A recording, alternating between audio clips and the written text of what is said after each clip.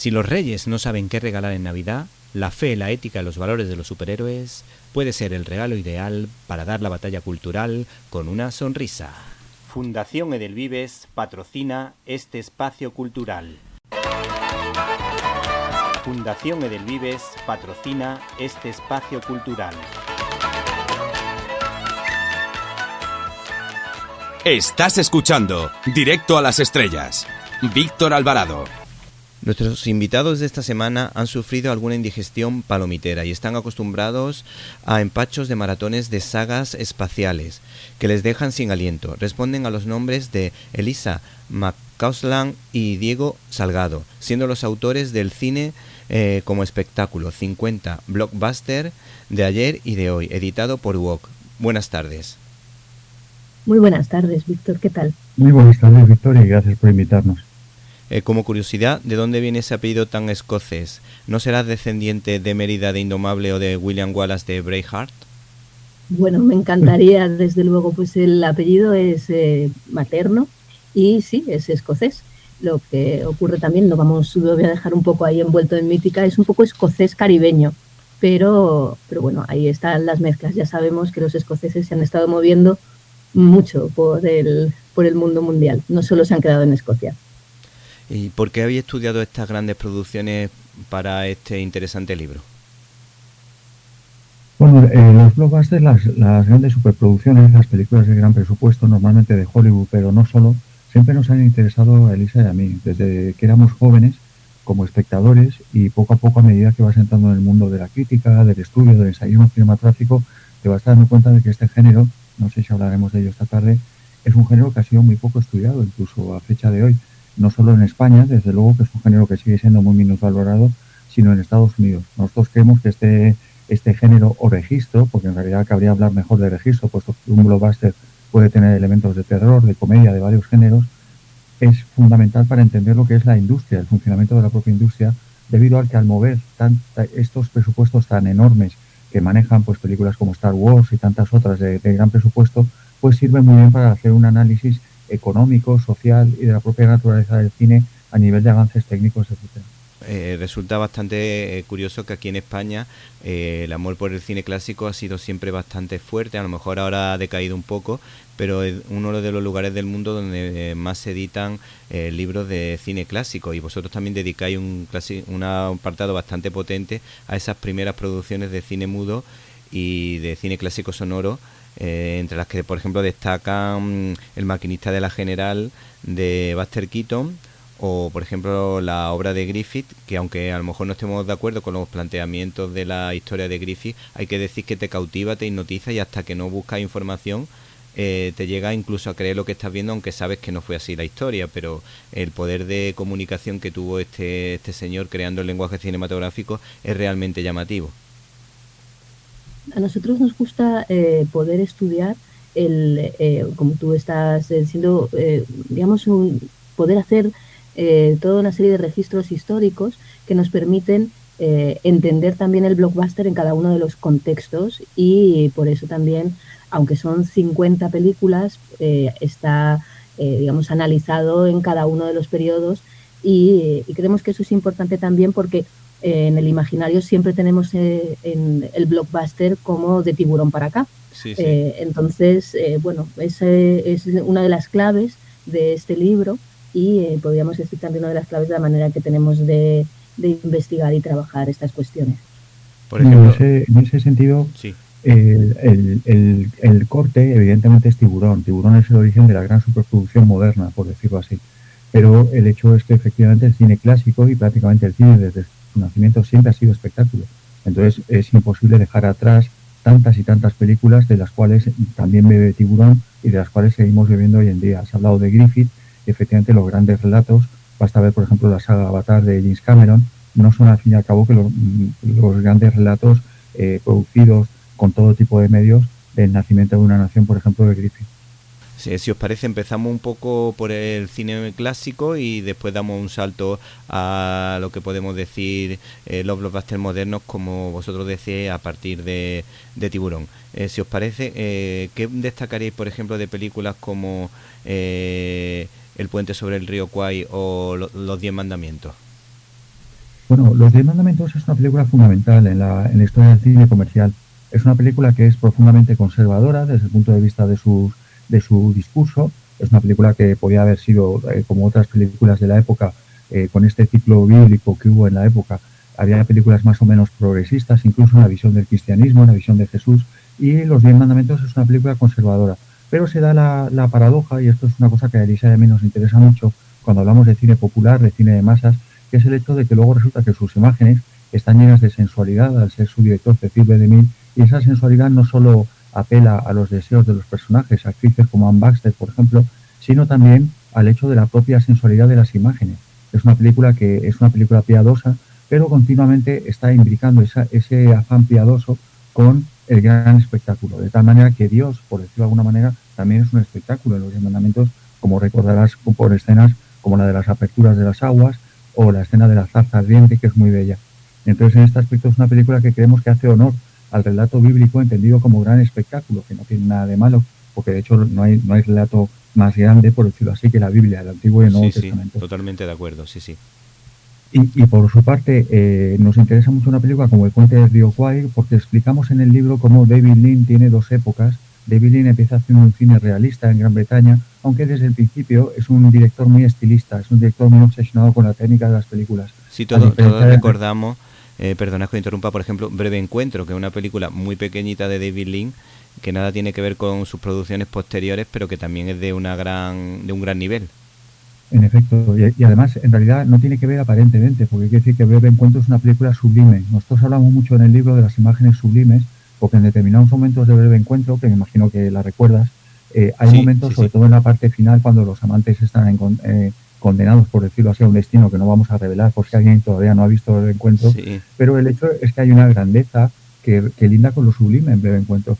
Y esto David Lean lo llevará mucho más adelante a películas, el caso paradigmático, desde luego es Lawrence de Arabia, que es una película absolutamente maravillosa a nivel visual, y El puente sobre el río Kwai, como te decíamos, es una película que está entre estas dos vías, la vía del realismo o del falso realismo de David Lean y la vía del gran espectáculo.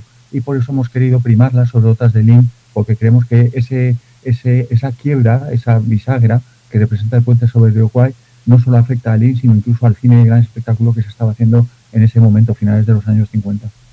Sí, bueno, a mí me ha llamado la atención que hayáis destacado una producción que yo no considero entre los mejores westerns, pero es verdad que desde un punto de vista visual es muy atractiva, que es La conquista del oeste, que estuvo hecha por varios directores, John Ford, Henry Hathaway, George Marshall y Richard Thorpe.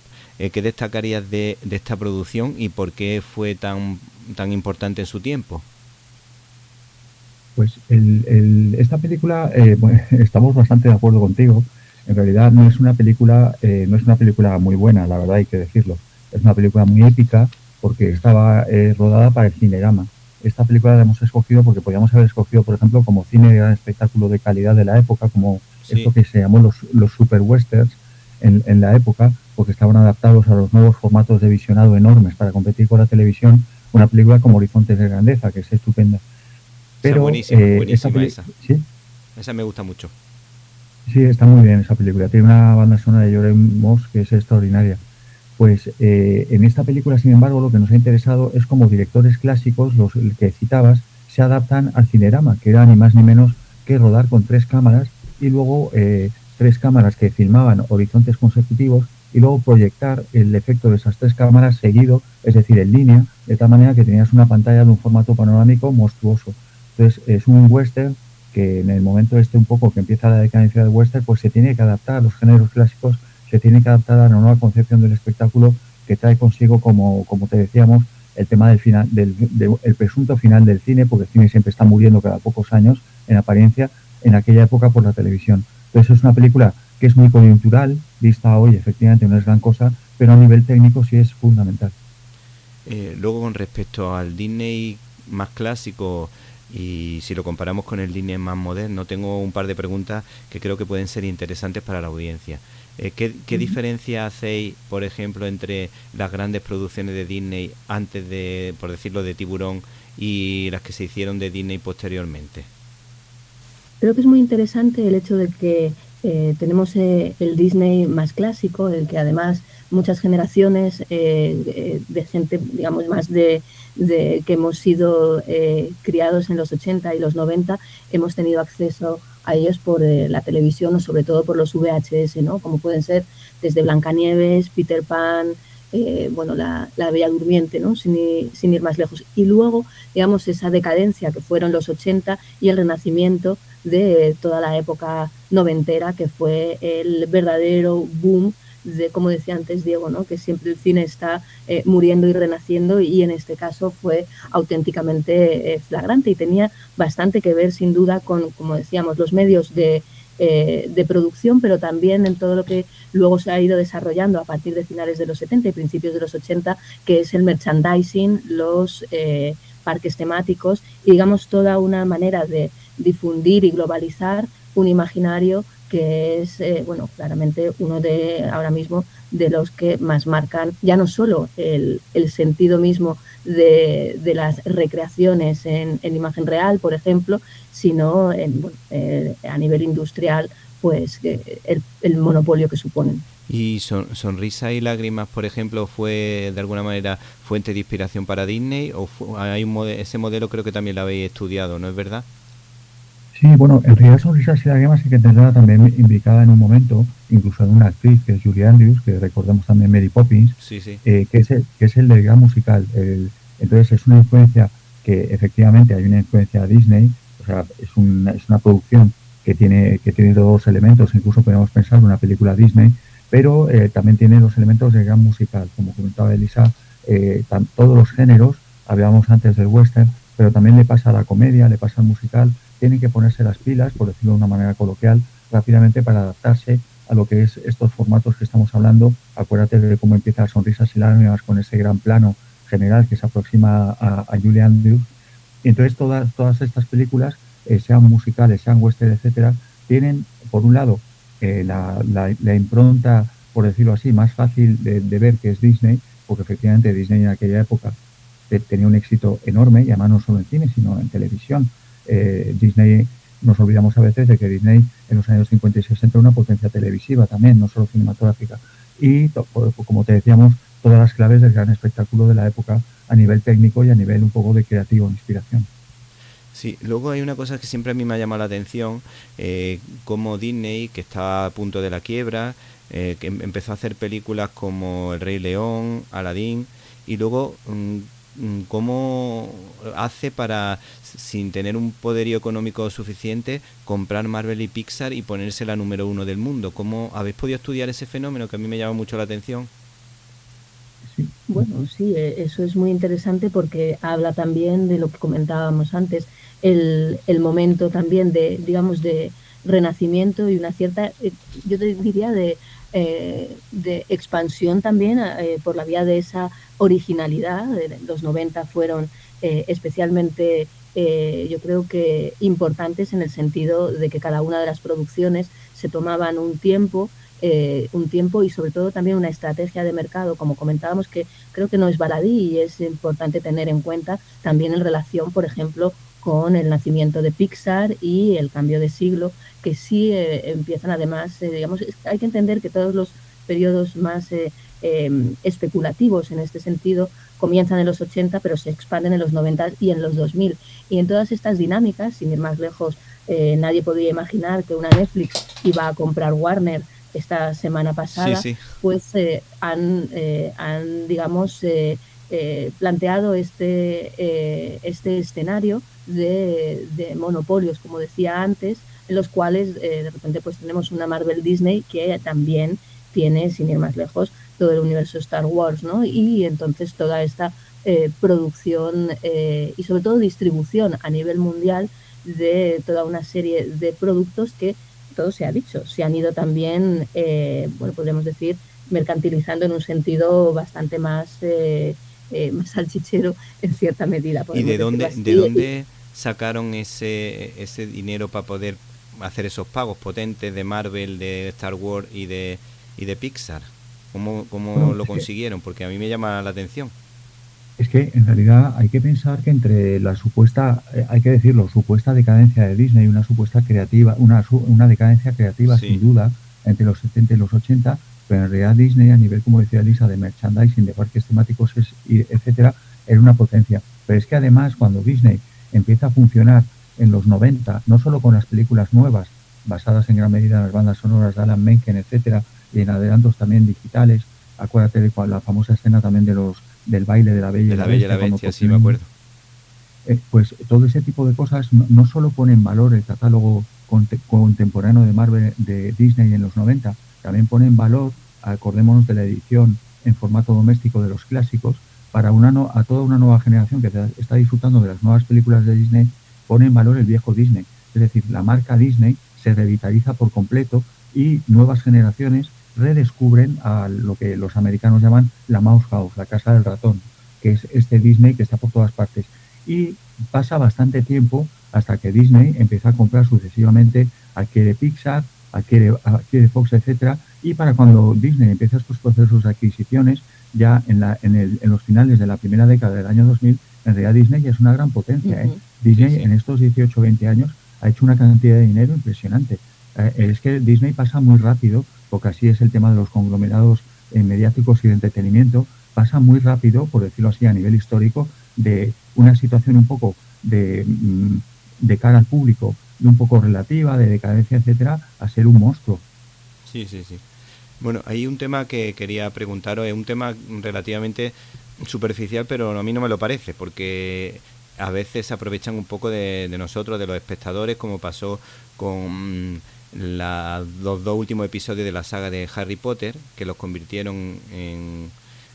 venía de un solo libro y lo dividieron en dos, y como es el caso de Ujú. Wicked, que yo personalmente me he negado a ir a verlo, no porque no piense que pueda ser bueno, sino porque sabía que lo habían dividido en dos partes y me parecía absurdo, por un lado, y estropear una historia que yo creo que la gracia de Wicked es verla del tirón, no de verla un año una cosa y después ver el segundo acto un año después. Algo que me ha llamado la atención, cómo se han querido aprovechar un poco del cariño que muchos le podemos tener a los musicales. Bueno, en este sentido también el tema de cómo se trocean las películas y cómo también se fideliza o como tú comentabas también antes, ¿no? Se explota ese amor, ese cariño, esa fidelización también en la manera bueno, de ir presentando uno u otro episodio. Hay que entender también que hay unos cálculos de que va a haber un público que va a acudir sin duda y que bueno, pues también hay unas jugadas ahí que todo se ha dicho. En el caso de Wicked no ha salido tan bien como habían previsto, ¿no? Pero sí es cierto que hasta un Tarantino ha hecho un Kill Bill 1, Kill Bill Sí, 2 y no debemos olvidar que entramos en este siglo XXI con sagas como la del Señor de los Anillos, tú has citado Harry Potter sin duda, y el hecho, por ejemplo, de que el propio Peter Jackson bueno, vio interesante el también, filón, sí. entendemos que a niveles económicos, hacer del Hobbit 3 entregas, nada más y nada menos, ¿no? Entonces digamos que esto es una dinámica también explotativa que a veces funciona y a veces no, tiene sus riesgos también. Y que hay que pensar que es consustancial al cine comercial. Es decir, aquí Elisa y yo pretendemos estudiar y analizar desde la pasión este tipo de cine, pero no cabe negar que hay que abrazar lo bueno y lo malo de este tipo de cine, porque además van unidos. No podemos decir, me gusta el cine comercial, pese a... El cine comercial es lo que es y forma parte de esta, hablábamos antes de Disney, forma parte de esta monstruosidad del capitalismo y del capitalismo del entretenimiento, que Sí. es explotar de la manera más desvergonzada posible los productos, pero esto tampoco viene de ahora, ¿eh? Lo que pasa es que en los últimos años lo que ha pasado es que lo único que importa es la marca. Entonces lo vemos muy claramente porque, como dice Elisa, Peter Jackson llega a hacer algo tan salvaje como convertir el Hobbit en 3 películas y hay que decirlo, le funcionó, igual que han funcionado Le muchas sagas de funcionó, los es últimos verdad que años. le funcionó muy bien, porque a nivel de entretenimiento quizás sean más entretenidas que El Señor de los Anillos. Otra cosa es que a lo mejor te pueda interesar más El Señor de los Anillos por el potencial que tuvo a nivel universal y por ser una obra de la literatura universal que es maravillosa, claro. Sí, pero mucha gente muy fan de Tolkien siempre pensó y supo que digamos que la obra entretenida a llevar al cine siempre había sido El Hobbit, pero se pensó primero El Señor de los Anillos también por algo, ¿no? Es una apuesta también muy determinada y todo se ha dicho. También en esas apuestas megalomaníacas hay un jugársela también a nivel creativo, ¿no? Que es un poco lo que nosotros hemos querido también abarcar, que viene en el mismo código fuente del blockbuster y diríamos que del cine. Esa aspiración tanto megalomaníaca en lo material, que tiene su reflejo sin duda en las imágenes, ¿no? En la inmaterial y en lo que, digamos, provocan en todos nosotros y nosotras. Como dato curioso, puedo decir que hay un sacerdote cinéfilo que se llama el Pater Cinéfilo, que ha escrito un libro muy interesante, que es un experto en El Señor de los Anillos. Dicen que él y su hermano se reúnen todos los años a ver una maratón del Señor de los Anillos y de todo lo que tiene que ver con todo este tema. Luego también hay otro blockbuster muy potente, que es el de James Cameron, que yo siempre he tenido la sensación de que, a pesar del éxito que supuso Avatar, yo creo que es una historia que a nivel de imagen es cautivadora, pero luego el mensaje y la historia sí se queda en algo muy simple. No sé qué opinión tenéis. A ver, este es un fenómeno, esta es una discusión, nos alegra mucho que saques este tema, Víctor, porque es una discusión muy, y me imagino que a ti te pasa lo mismo, es una discusión muy frecuente entre la cinefilia y la crítica. ¿Qué pasa con Avatar? Que en realidad nadie habla nunca de Avatar, en la crítica no lo tiene, hay gente que sí, pero en líneas generales no es un fenómeno que cree un gran fandom. Efectivamente yo no conozco a nadie, conozco a gente que se hace maratones, como decíais, de Harry Potter, del Señor de los Anillos, etcétera, en Navidades. Ahora es la situación ideal para reunirte y decir, pues voy a pasar la Nochevieja viéndome las 17 horas del Señor de los Anillos. Y yo no conozco a nadie que lo haga con Avatar, pero el hecho es que efectivamente se estrena una película después de otra, va a estrenarse ahora mismo la tercera, que ya hemos tenido oportunidad de ver, y es cierto, yo he visto la tercera y dices, esto no es nada, es decir, es mucho espectáculo, mucha tecnología, también muy reiterativa, porque se nota que James Cameron no tiene grandes ideas, a mi juicio, tampoco a nivel de espectáculo, y empieza a ser muy aburrido el tema, pero hay que decirlo, en realidad es una saga, y esto tiene un gran mérito a mi juicio, que es para lo que se llama, las sagas que están hechas para lo que llamamos los normies. Sabes que es un término que se emplea a veces de manera despectiva en Estados Unidos, que es para las personas normales, por decirlo así. Sí. Es decir, no está hecha para frikis, no está hecha para cinéfilos, no está hecha para amigos para fandom del Señor de los Anillos. Está hecho para esa gente normal que tiene familias, que va los domingos al centro comercial y que como fin de fiesta se meten a ver Avatar. ¿Qué pasa? Que eso no tiene absolutamente ninguna repercusión cultural, porque nosotros, los prescriptores culturales, no queremos que la tenga o no nos interesa y por tanto no la tiene. Pero entre el público normal, por ejemplo, de un país como China, y esto hay que ligarlo mucho, el efecto Avatar, al tema, por ejemplo, de los nuevos públicos que han surgido en países que no eran potencias económicas y que ahora lo son, como Rusia o China, por ejemplo, o la India. Este tipo de cine fascina. Hay un nuevo normie, una nueva normalidad de clase media en China, en India, que estas películas le fascinan. Entonces hay que pensar muchas veces, en realidad, para quién escribimos y para quién pensamos el cine. Porque nos gusta o no, el hecho es que ahora mismo Avatar, la tercera, yo creo que va a hacer menos que las previas, pero igual me equivoco y vuelve a arrasar otra vez monstruosamente en taquilla. Y esto es un fenómeno, insisto, que a veces nos tenemos que bajar un poco del caballo, del pedestal en el que estamos los críticos, para analizar esas películas, como sin ir más lejos pasa en España, con las películas de Santiago Segura, que nosotros no vemos, no criticamos, no analizamos, pero la gente va una y otra vez a verlas. Sí, sí. Luego también con respecto al cine de superhéroes ha habido una época gloriosa. Los últimos años, a mi juicio, ha habido un cierto agotamiento, quizá un poco esclavizados por la ideología, porque a la gente que nos gustan los cómics o los superhéroes no nos gusta que nos cambien algunas cosas importantes que consideramos de los superhéroes y que nos metan ahí mensajes que no vienen a cuento, y yo creo que por eso creo que ha podido ser un acierto, sobre todo el Superman de la última entrega, de la última remesa, y los Cuatro Fantásticos, que han intentado volver al origen de esos superhéroes. ¿Lo veis como un acierto? ¿Lo veis como...? ¿Qué podéis decir con respecto al agotamiento ese que a veces se percibe con alguna película, sobre todo en España, que no suelen tener tanto tirón los superhéroes como en Estados Unidos o en otros lugares del mundo? Bueno, a mí me parece muy interesante esta pregunta. Lo que sí es cierto es que al menos pues, en esta casa no estamos tan de acuerdo con que el Superman sea la mejor fórmula, este último Superman sea la Ah, mejor fórmula que haya. vale. Somos bastante fan, Es bueno bastante discrepar y sabes por qué discrepáis. hablaremos de ello desde luego. Sí entendemos que desde la crisis del 2008, que digamos que fue como el renacimiento de la fórmula superheroica en este siglo, con Christopher Nolan y con Jon Favreau, tanto con su Batman y Iron Man y el Hombre de Hierro, y desde luego también el Capitán, el Capitán América. Digamos que ese momento de renacimiento entendemos que fue muy interesante, sobre todo antes, todas las películas superheroicas de antes de 2013, 2014, entendemos que tienen, digamos, una identidad, todavía no una fórmula, sí un código que a nosotros nos convence y creemos que ahí había una calidad importante.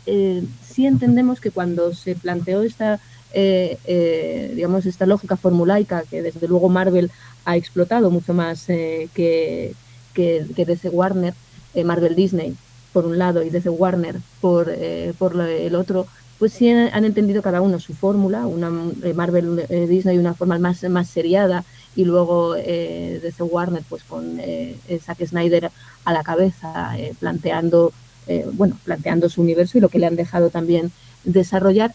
Y como podríamos decir que mientras Marvel Disney pensó más en un formato de grapa cinematográfico, fue curioso cómo en DC Warner podríamos hablar de un formato casi de novela graficación que se ha ido sofisticando en esta última época, porque tú comentabas que además ya parecía agotado, ¿no? Sí, en el caso, por ejemplo, de lo que tiene que ver también con reformulaciones superheroicas o con planteamientos de cómo se ha intentado capitalizar lo superheroico por la vía de la diversidad.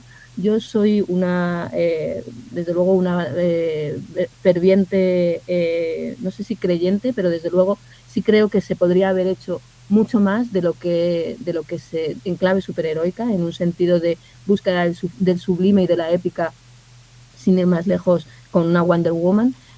Pero desde mi punto de vista ha primado sobre todo ya no solo la fórmula, sino el hecho también de que hubiera entre 2 y 4 películas al año y una explotación brutal que ha tenido ya su cota digamos, de hacerlo completamente vulgar, accesible y eso es bueno en cierta parte, pero no en el momento en el que la calidad también se ve completamente mermada con todo lo que ha tenido que ver con esa expansión del universo en la lógica de plataformas, ¿no? Y por lo tanto seguir dando alpiste friki que ha habido fórmulas interesantes y otras que no lo han sido tanto. Entonces, bueno, así llegamos al presente en el que sí entendemos como la fórmula agotada y creíamos, desde luego, que algunas propuestas podían ser ese momento de resurrección, pero no tenemos tanta fe en ese sentido. Al respecto me gustaría hacer un apunte sobre Superman y que comentabas tú, Víctor, y los Cuatro Fantásticos. Yo creo que resulta bastante sintomático que en este 2025 ambas películas hayan apostado por un regreso a lo básico, como dicen los norteamericanos, es decir, una especie de vuelta a la inocencia, a un tipo de película de superhéroes más naif, más un poco olvidarse lo que decía Elisa, tanta explotación, tanta universo aparentemente conectado, tanto lío en definitiva, para proponer una cierta sencillez en sus imágenes. Pero aparte de que creo que económicamente lo que han demostrado es que efectivamente es el agotamiento del que hablábamos, porque ninguna de las dos ha sido verdaderamente relevante a nivel de decir esto es un fenómeno. Superman se ha intentado decir por activa y por pasiva que sí, pero no lo ha sido realmente como tenía que haber funcionado esta película. Sí creo que son películas que precisamente intentando volver esa inocencia para dar una vuelta al género y relanzarlo, por decirlo de alguna manera, no lo han conseguido ninguna de las dos. Entonces sí creo que el cine de superhéroes tiene ahora mismo un problema serio y creo que va a haber fenómenos, porque es evidente que mucha gente va a ir a ver la próxima Vengadores, pero es difícil pensar que volvamos otra vez a las viejas, las viejas épocas de hace 15, de hace 10, de hace 5 años, donde tú veías el top 10 de las películas más taquilleras de un año y te encontrabas la friolera de 6 y 7 películas de superhéroes, entre ellas Eso yo creo que ya no va a volver a ocurrir. Sí, sí.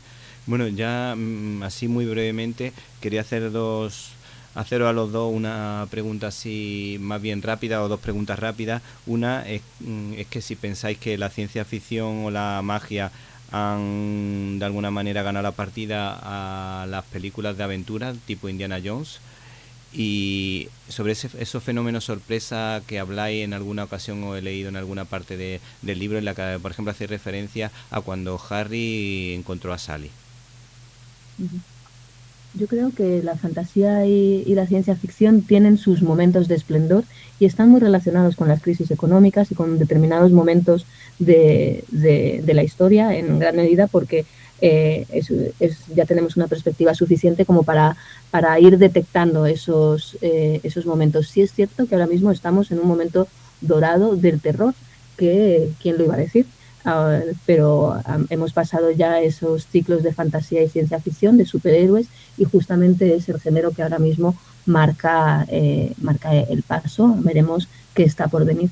Por otra parte, hay que decir que la ciencia ficción y la fantasía, sobre todo la fantasía, a veces camuflada de ciencia ficción, porque en realidad la ciencia ficción pura no le interesan tanto al público como las fantasías un poco desbocadas, como Star Wars o Avatar, tienen más éxito o tienen más posibilidad de ser blockbuster porque obligan a usar efectos especiales, imágenes espectaculares.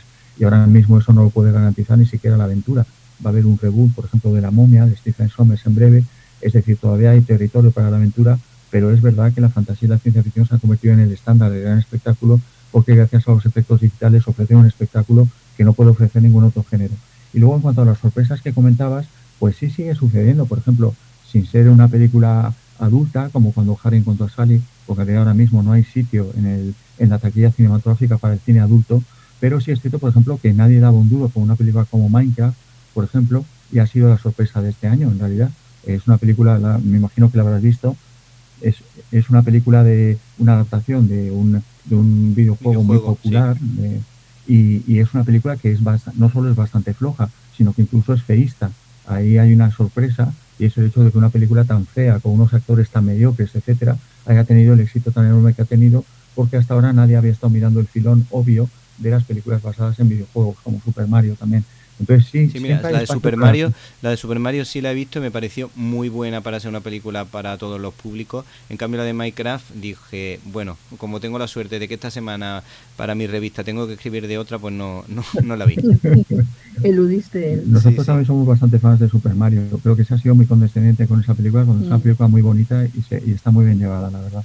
Pero como te decía, el hecho es que Elisa y yo no creemos en ese condicionamiento de que todo lo que es gran superproducción va a tener siempre público, porque la historia del cine demuestra que esto no es así. El público es mucho más inteligente de lo que nos creemos y hay sorpresas continuamente, porque en realidad nadie sabe lo que espera. Hay una frase que es muy conocida en la industria cultural, que es que no tienes que darle al público lo que espera, sino lo que no sabía que esperaba, que es algo muy diferente. Entonces, por supuesto, sorpresas va a haber habiendo continuamente, porque esto es lo bonito. Es decir, si no, no habría ciclos. No habría concluido el ciclo de los superhéroes, como en su momento triunfó las distopías juveniles, y recordarás que las distopías juveniles de pronto desaparecieron del mapa y tuvieron unos años muy boleantes. ¿Por qué? Nadie lo sabe realmente, y eso es lo bonito de la cultura popular. Bueno, y lo bonito también de poder teorizar a partir de ello, que es a lo que intentamos dedicarnos y que luego también nos encanta contrastar con los compañeros. Bueno, pues nos ha encantado vuestro libro, El cine como espectáculo, y sobre todo esta conversación tan interesante con la que hemos aprendido un montón, y yo creo que nuestros oyentes han podido disfrutar de vuestro talento y vuestra sabiduría para comunicar este tipo de cine, que no siempre es fácil y que a veces puede pasar desapercibido, este tipo de análisis tan profundo y tan interesante que nos habéis ofrecido. Muchísimas gracias. Muchas gracias a vosotros. Gracias a ti, Víctor. Bueno, y si te gustó este comentario, puedes suscribirte en nuestro canal de YouTube Cine y Libertad.